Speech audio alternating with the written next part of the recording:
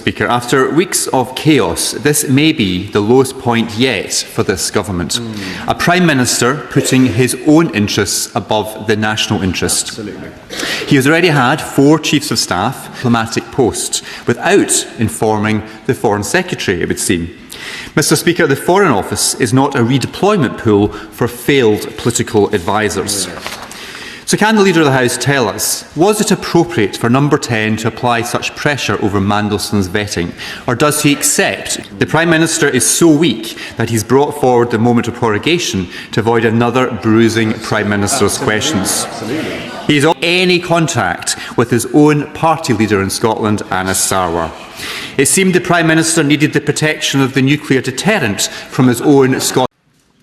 Turning to domestic politics, Mr Speaker, after weeks of chaos, this may be the lowest point yet for this government. A Prime Minister putting his own interests above the national interest. Absolutely.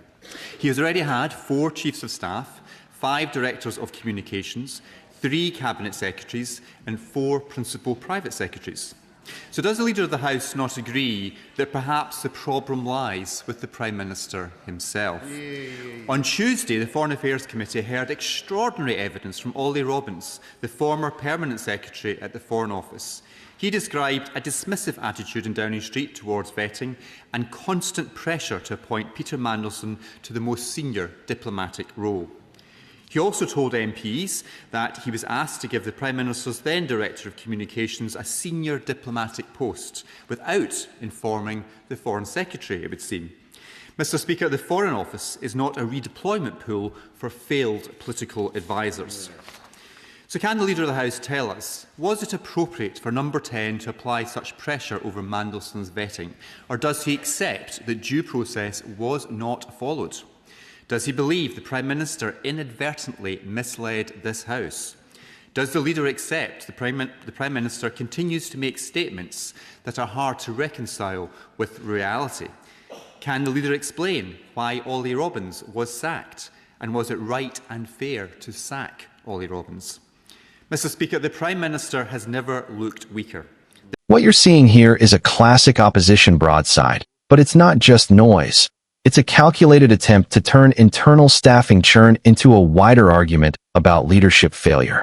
The repeated references to chiefs of staff, communications directors, and senior officials aren't accidental.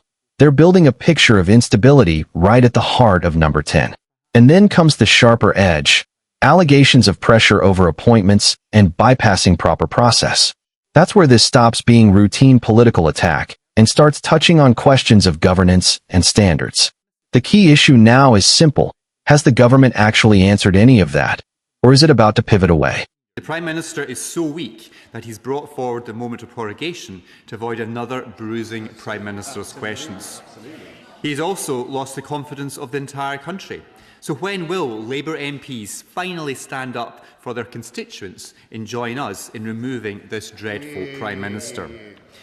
While the Prime Minister is consumed by internal chaos, the issues that matter to our constituents are being ignored. Energy bills are soaring, particularly for those in rural communities relying on heating oil. People are struggling to find work. Decisions on funding our national defence are being delayed despite global threats. At the same time, government backbenchers and cabinet members brief against each other, plotting over the Prime Minister's future. As this parliamentary session draws to a close, I doubt it will be remembered fondly by those on the government benches. Mr Speaker, in 2 weeks' time, voters will go to the polls in important elections across England and in parliamentary elections in Scotland and in Wales. In Scotland, Labour's campaign has descended into confusion, illustrated by the remarkable sight of the Prime Minister visiting the nuclear base at Faslane whilst avoiding any contact with his own party leader in Scotland, Anas Sarwar.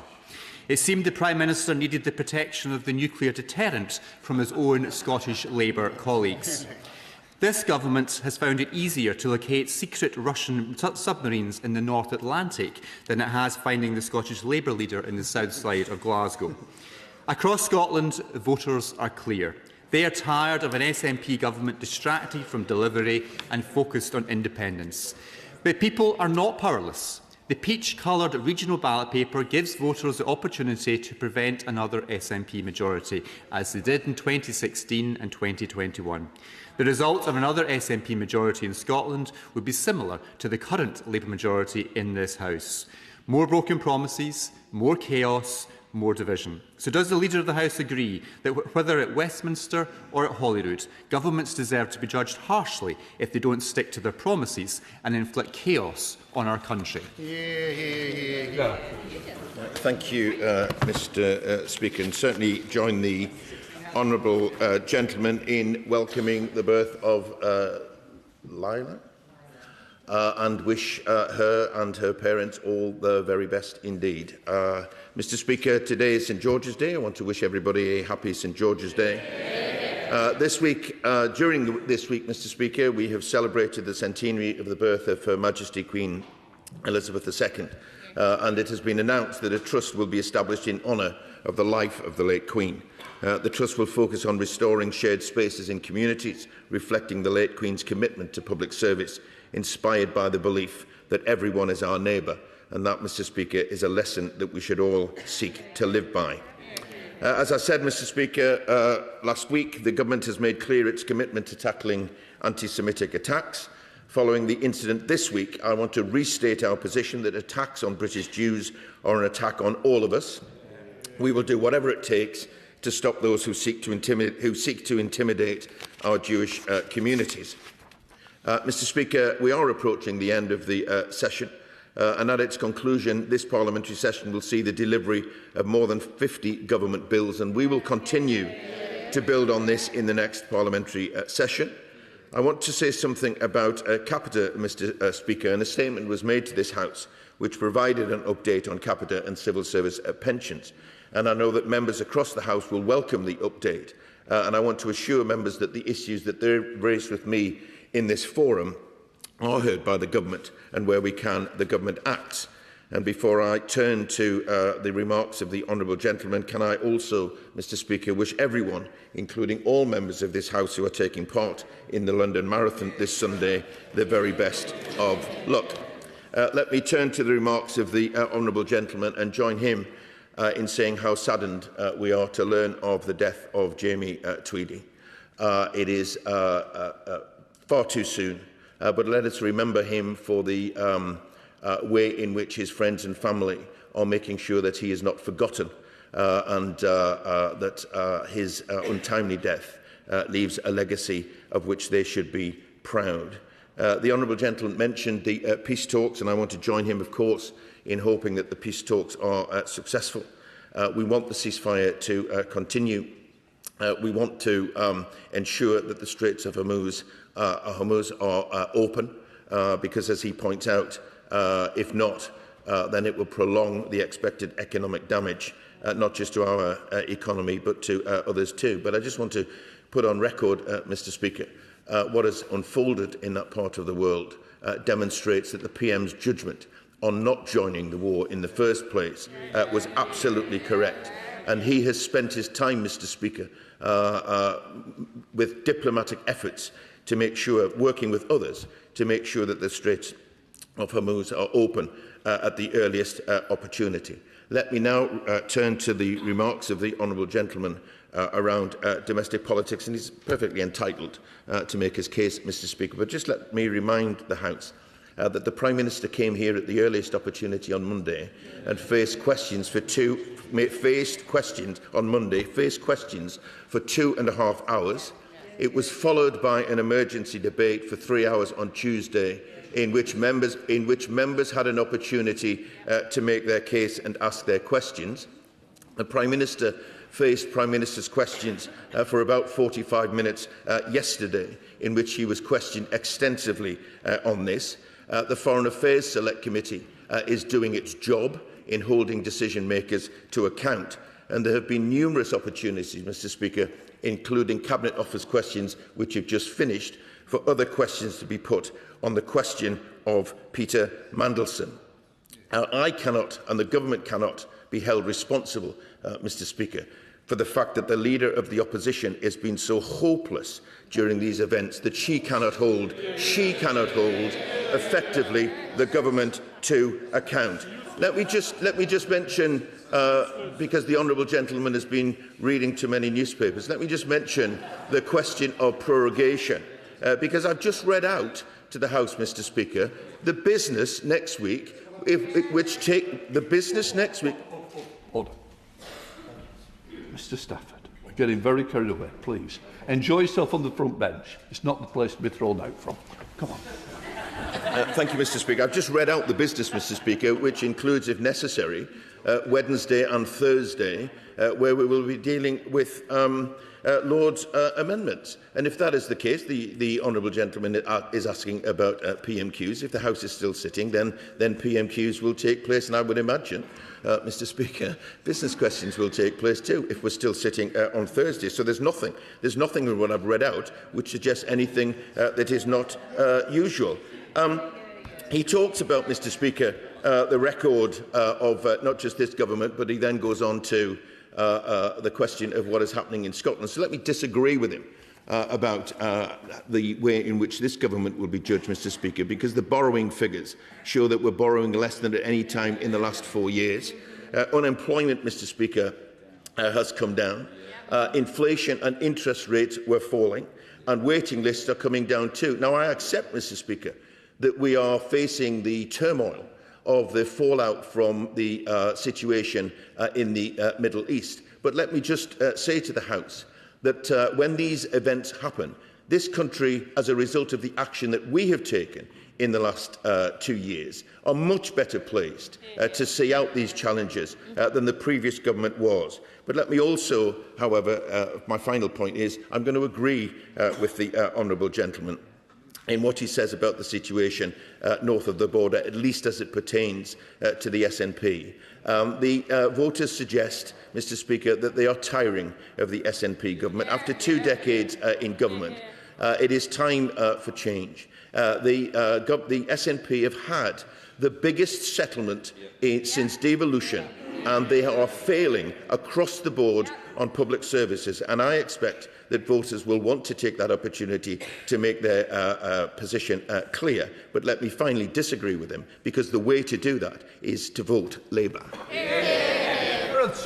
This exchange is a textbook example of two completely different political strategies colliding at the dispatch box. One focused on pressure and exposure, the other on deflection and control. The opposition opens by constructing a narrative of dysfunction.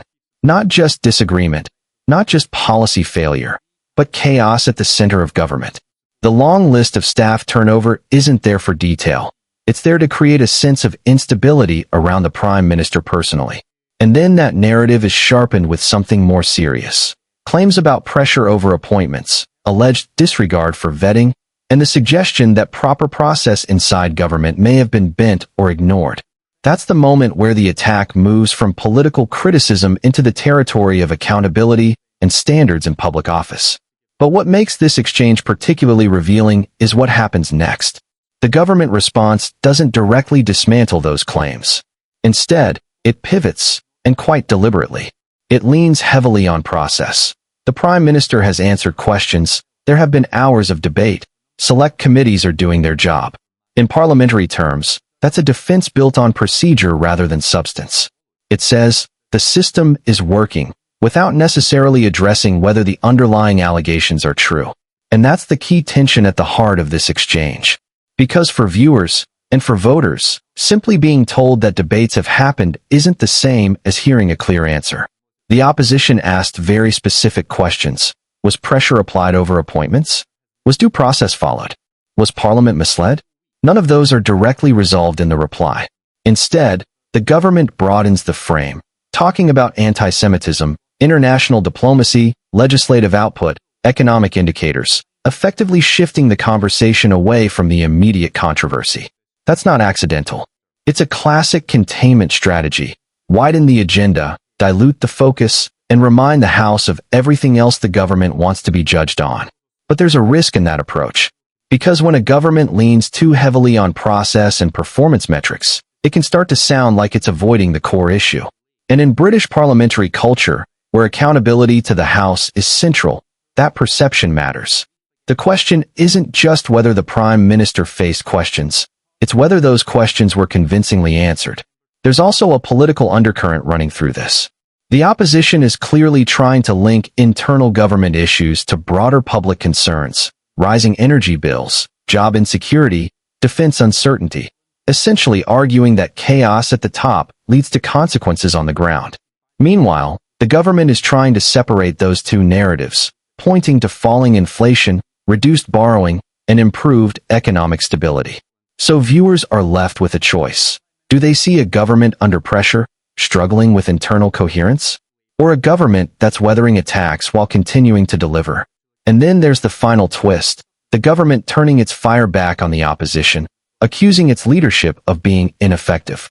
That's not just rebuttal. It's an attempt to reframe the entire exchange from government weakness to opposition failure. In the end, this debate isn't just about one set of allegations or one political moment. It's about credibility. Who sounds more convincing? Who appears more in control? And crucially, who actually answered the question? Because in Westminster, avoiding a question can sometimes be just as revealing as answering it. If you found this breakdown useful, let me know your thoughts in the comments. Do you think the government handled this well, or did it sidestep the real issue? Don't forget to like, share, and subscribe for more deep dives into UK parliamentary debates.